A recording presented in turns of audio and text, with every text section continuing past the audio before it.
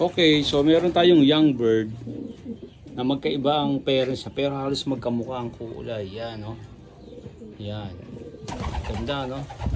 Ito yung isa. Yan.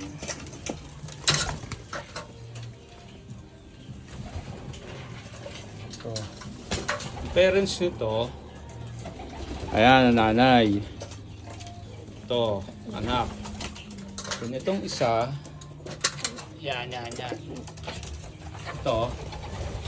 Ito ang tatay. Yan. Yan ang tatay, oh.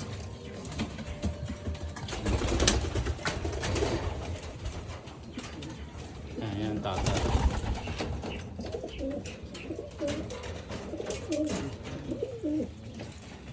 Ito nanay. Yan nanay niya. Yan yung nanay niya. So, ang ganda. Ang hawig.